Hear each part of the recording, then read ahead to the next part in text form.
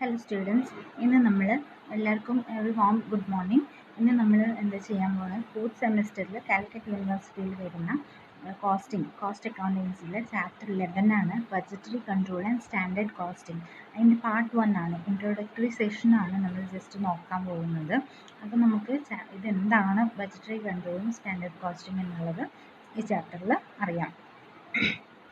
ഇവിടെ ഫസ്റ്റ് നമുക്ക് എന്താണ്, ഞാനൊരു ചാർട്ടിലാണ് വരച്ച് വെച്ചിരിക്കുന്നത്.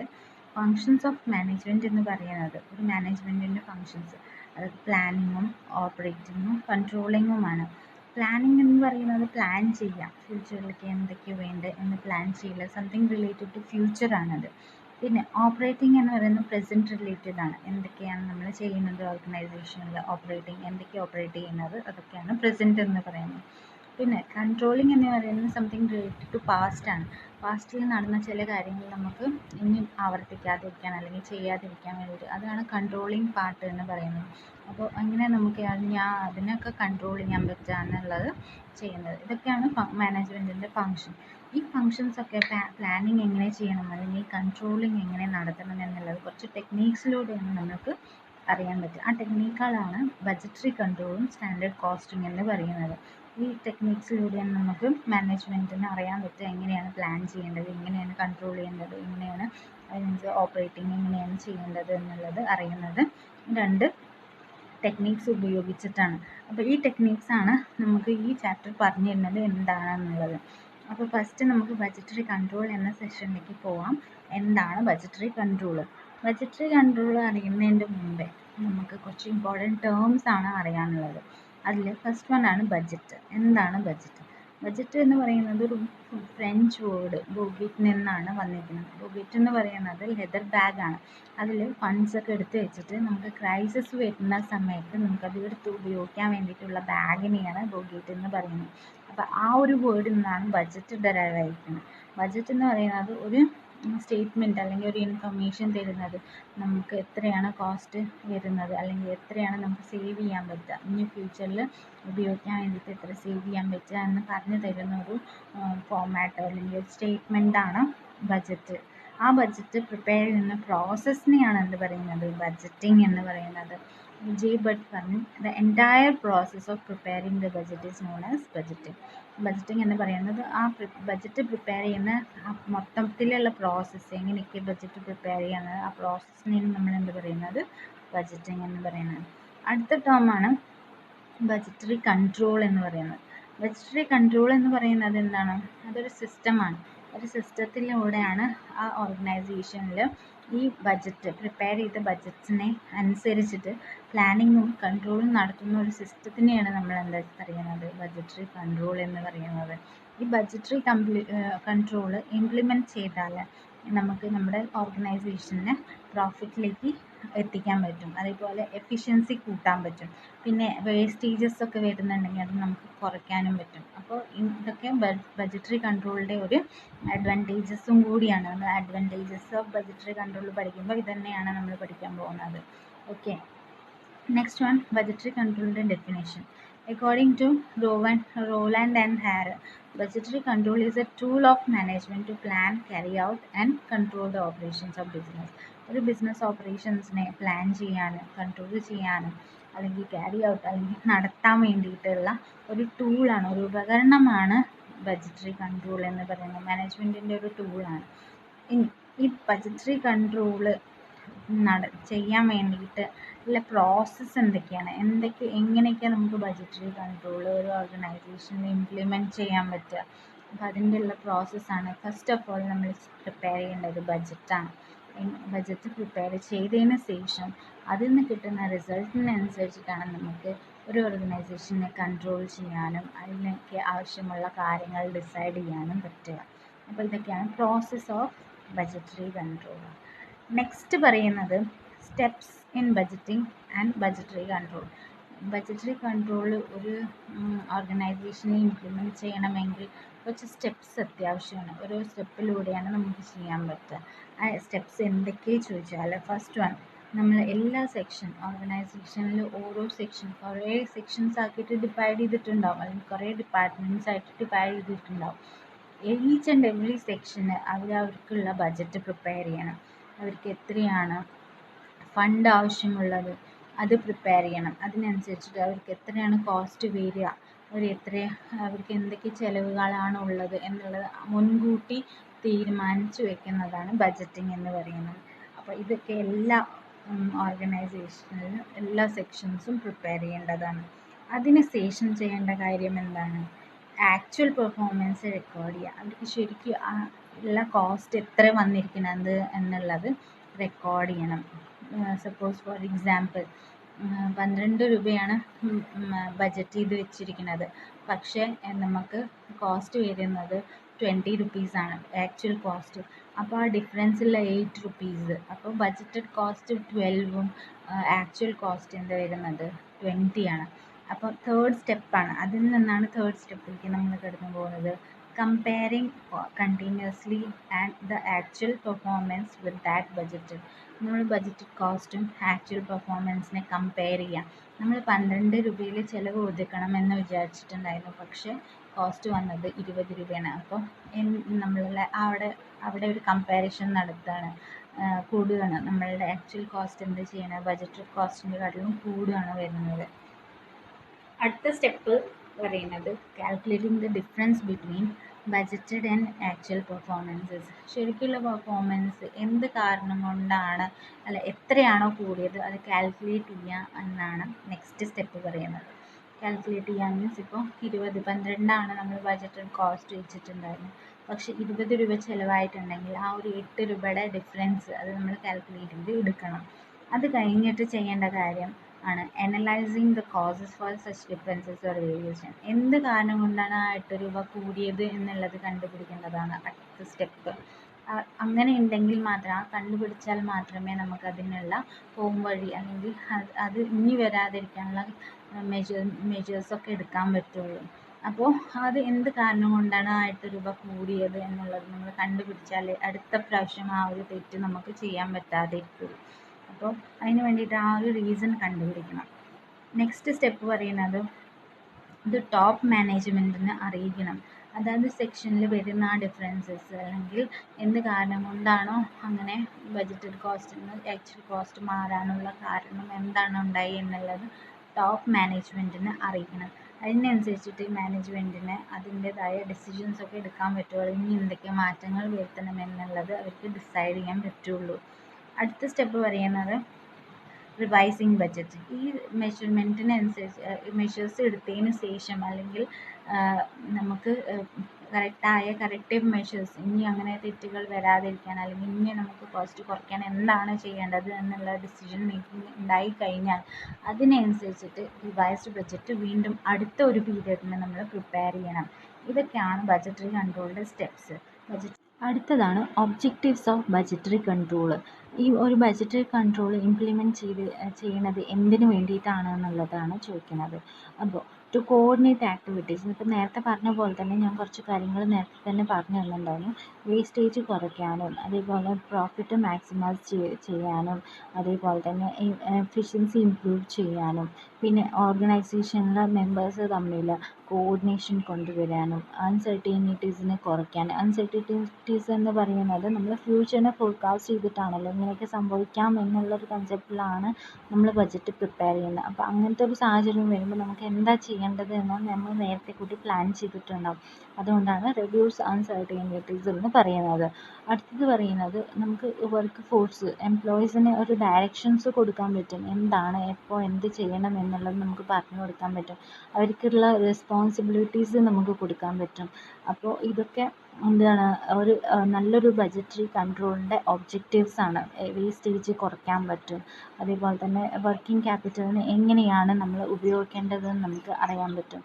അപ്പോൾ ഇതൊക്കെയാണ് നമ്മൾ ഒബ്ജക്റ്റീവ്സ് ബജറ്ററി കൺട്രോളിൻ്റെ എന്നുള്ളത് പഠിക്കുന്നത്. അടുത്തത് എന്ന് പറയുന്നത് essentials of effective budgetary control. ഒരു നല്ലൊരു ബജറ്ററി കൺട്രോൾ ആവണമെങ്കിൽ എന്തൊക്കെ വേണം? അതിൽ first one support of top മാനേജ്മെൻറ്റിൻ്റെയും അതിൽ വർക്ക് ചെയ്യുന്ന മെമ്പേഴ്സിൻ്റെയും ഓർഗനൈസേഷനിൽ ഈച്ച് ആൻഡ് എവറി എംപ്ലോയീസിൻ്റെ സപ്പോർട്ട് വേണം. നല്ലൊരു ബജറ്ററി സിസ്റ്റം അല്ലെങ്കിൽ ബജറ്ററി കൺട്രോൾ ഇംപ്ലിമെൻറ്റ് ചെയ്യാനുള്ള സപ്പോർട്ട് വേണം. Clear and realistic goals. നമ്മൾ എവിടേക്കാണ് നമ്മുടെ ഓർഗനൈസേഷനെ എത്തിക്കേണ്ടത് എന്നുള്ളത് നമ്മൾ അറിഞ്ഞിരിക്കണം. ഈച്ച് ആൻഡ് എവറി മെമ്പേഴ്സിന് അതിനുള്ള ഓറിയൻറ്റേഷൻ അല്ലെങ്കിൽ ഗൈഡൻസ് കൊടുത്തിരിക്കണം. നമുക്ക് നമ്മുടെ ഓർഗനൈസേഷനിൽ ഇന്ന സ്ഥലത്തേക്ക് എത്തിക്കണം, നമ്മുടെ ഗോൾ ഇതാണ് എന്നുള്ളത് ഓൾറെഡി പറഞ്ഞു കൊടുത്തിരിക്കണം. അടുത്തത് അതാണ് ഒരു ബഡ്ജറ്ററി കൺട്രോളിൻ്റെ വർക്കാണത്. അടുത്തത് അഡിക്വേറ്റ് അക്കൗണ്ടിങ് സിസ്റ്റം. നല്ലൊരു അക്കൗണ്ടിങ് സിസ്റ്റം നമ്മുടെ ഓർഗനൈസേഷനിൽ മെയിൻറ്റെയിൻ ചെയ്ത് വെക്കണം. സോ ദാറ്റ് എപ്പോൾ ആവശ്യം വന്നാലും ടൈംലി എപ്പോൾ ആവശ്യം വന്നാലും നമുക്കത് റെക്കോർഡിക്കലി നമുക്ക് നമ്മുടെ കയ്യിൽ ബഡ്ജറ്ററി ആവശ്യങ്ങൾക്ക് വേണ്ടിയിട്ട് നമുക്കത് ഉപയോഗിക്കാൻ തരത്തിലായിരിക്കണം ആ അക്കൗണ്ടിങ് സിസ്റ്റം. അടുത്തത് minimum cost of operation. Budgetary കൺട്രോളിൻ്റെ മെയിൻ മോട്ടീവ് എന്ന് പറയുന്നത് മാക്സിമൈസിങ് പ്രോഫിറ്റാണ്. അപ്പോൾ അതിന് അനുസരിച്ചിട്ട് കോസ്റ്റിനെ കുറയ്ക്കണം എന്നാണ് അത് പറഞ്ഞു തരേണ്ടത്. അടുത്തത് എഫക്റ്റീവ് കമ്മ്യൂണിക്കേഷൻസ്. നമ്മൾ ഡിഫറെൻറ്റ് സെക്ഷൻസ് തമ്മിൽ തന്നെ കമ്മ്യൂണിക്കേഷൻ ഉണ്ടാക്കിയെടുക്കുക എന്നുള്ളതാണ് ബഡ്ജറ്ററി കൺട്രോളിൻ്റെ നല്ലൊരു പാർട്ട്. ഓക്കെ. അടുത്തത് ടൈംലി റിപ്പോർട്ടിംഗ്.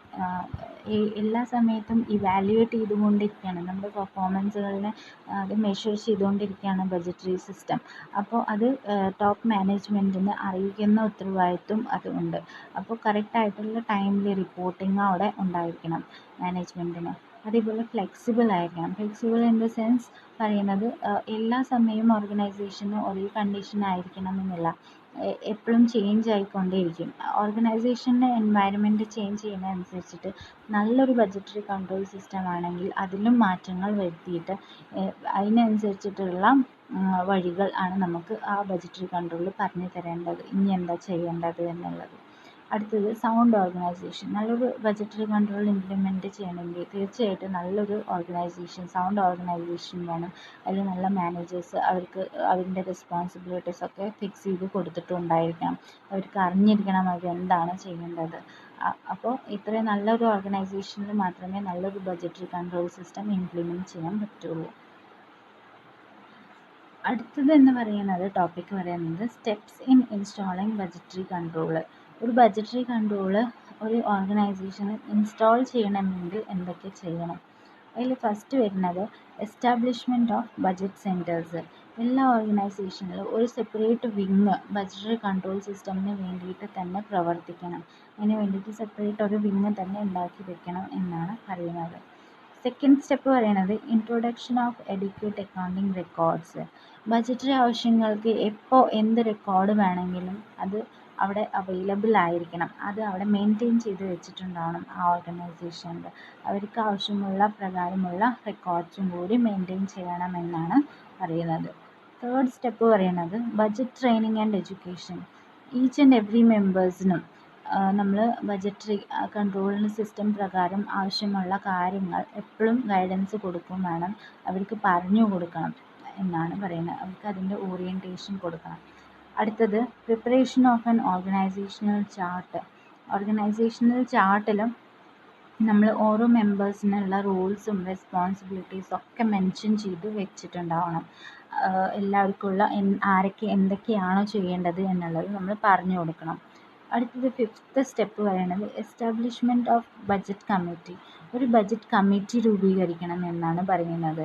ആ ബഡ്ജറ്റ് കമ്മിറ്റിയിൽ ചീഫ് എക്സിക്യൂട്ടീവ് കുറച്ച് ആൾക്കാരുണ്ടായിരിക്കണം. അത് ചീഫ് എക്സിക്യൂട്ടീവ്, അത് ഡയറക്ടർ ആവാം, പിന്നെ ബഡ്ജറ്റ് ഓഫീസേഴ്സും ഉണ്ടാവും, പിന്നെ ഡിഫറെൻറ്റ് സെക്ഷനിലുള്ള മാനേജേഴ്സ് ഉണ്ടായിരിക്കും. അപ്പോൾ ഇവർ തമ്മിലാണ് ഇവരൊക്കെയാണ് ഫോർമുലേറ്റ് ചെയ്യുന്നത് റൂൾസ്, അല്ലെങ്കിൽ ബഡ്ജറ്ററി സിസ്റ്റത്തിനനുസരിച്ചിട്ട് എന്തൊക്കെ ചെയ്യണമെന്നുള്ള റൂൾസ് ആൻഡ് റെഗുലേഷൻസ് ഫോർമുലേറ്റ് ചെയ്യുന്നത് ഇവരായിരിക്കണം, ഈ ബഡ്ജറ്റ് കമ്മിറ്റി ആയിരിക്കണം.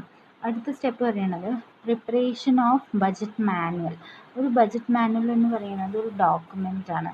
അതിൽ ഈ ഒരു ബഡ്ജറ്റ് കൺട്രോൾ സിസ്റ്റം പ്രകാരം rules, responsibilities, duties, steps, function ഇതൊക്കെ മെൻഷൻ ചെയ്ത് വെച്ചിട്ടുണ്ടാവും. അത് മെമ്പേഴ്സിനും ഈ ബഡ്ജറ്റ് കമ്മിറ്റിയിലെ മെമ്പേഴ്സിനും അതേപോലെ മൊത്തം ഓർഗനൈസേഷനെ കൺട്രോൾ ചെയ്യാനുള്ള റൂൾസ്, റെസ്പോൺസിബിലിറ്റീസ്, റെഗുലേഷൻ, ഫങ്ഷൻസ് ഇതൊക്കെ അതിൽ മെൻഷൻ ചെയ്ത് വെച്ചിട്ടുള്ള ഒരു മാനുവലാണ് ബഡ്ജറ്റ് മാനുവൽ. അത് എപ്പോൾ വേണമെങ്കിലും നമ്മൾ ഓർഗനൈസേഷൻ്റെ ചേഞ്ചിങ് കണ്ടീഷൻസിനനുസരിച്ചിട്ട് മാറ്റാൻ പറ്റുന്നത് ആയിരിക്കണം.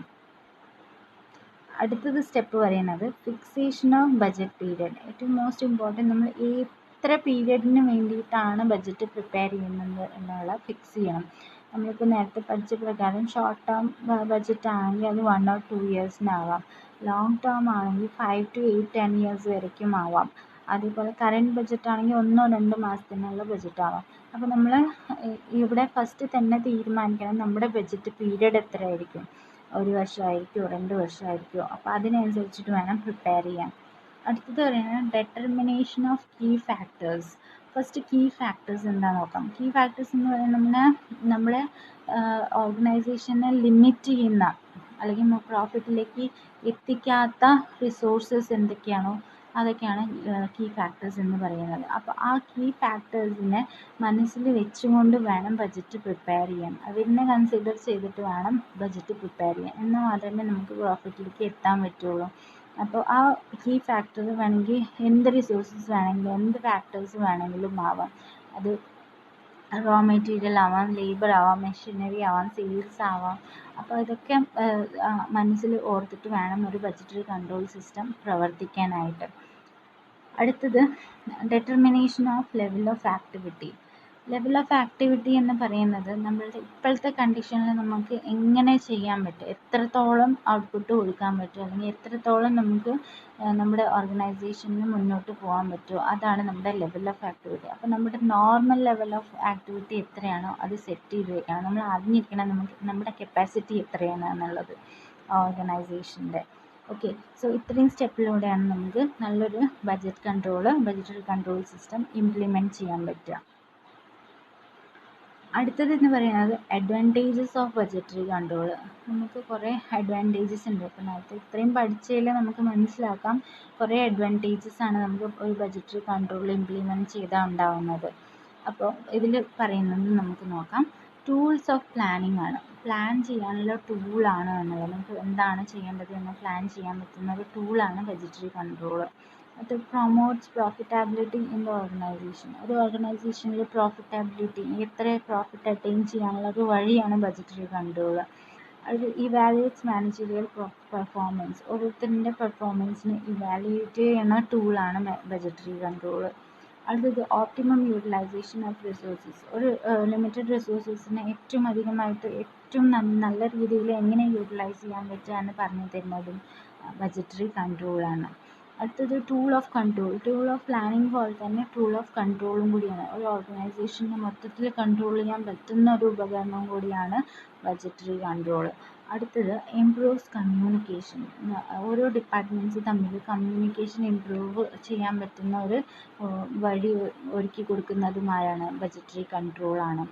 ഓക്കെ, അടുത്തത് മോട്ടിവേറ്റ്സ് എക്സിക്യൂട്ടീവ്സ്. നമ്മൾ എംപ്ലോയീസിനെ അല്ലെങ്കിൽ ഈച്ച് ആൻഡ് എവറി മെമ്പേഴ്സിന് ഉള്ളിൽ നല്ലൊരു മോട്ടിവേഷൻ ഉണ്ടാക്കി കൊടുക്കുന്നത് ബഡ്ജറ്ററി കൺട്രോളാണ്. നമുക്ക് പ്രോഫിറ്റ് അറ്റൈൻ ചെയ്യണമെങ്കിൽ ഇന്ന കാര്യങ്ങൾ ചെയ്യണമെന്ന് പറഞ്ഞ് നല്ലൊരു മോട്ടിവേറ്റ് ചെയ്ത് മുന്നോട്ട് കൊണ്ടുപോകുന്നതുമാരാണ് ബഡ്ജറ്ററി കൺട്രോളാണ്. അടുത്തത് measures the performance of the department. Each and every ഡിപ്പാർട്ട്മെൻറ്റിൻ്റെ പെർഫോമൻസും കൂടി മെഷർ ചെയ്യും അല്ലെങ്കിൽ ഇവാലുവേറ്റ് ചെയ്യുന്നതും ആരാണ്? ബഡ്ജറ്ററി കൺട്രോളാണ്. അപ്പോൾ ഇങ്ങനെ കുറേ അഡ്വാൻറ്റേജസ് നമുക്ക് ബഡ്ജറ്ററി കൺട്രോൾസിൽ നിന്നും ഉണ്ട്. അടുത്തത് നമുക്ക് ഇതിൻ്റെ ഒപ്പം തന്നെ അഡ്വാൻറ്റേജസിൻ്റെ ഒപ്പം തന്നെ ഡിസഡ്വാൻറ്റേജസും ഉണ്ട്. അത് നമുക്ക് നോക്കാം.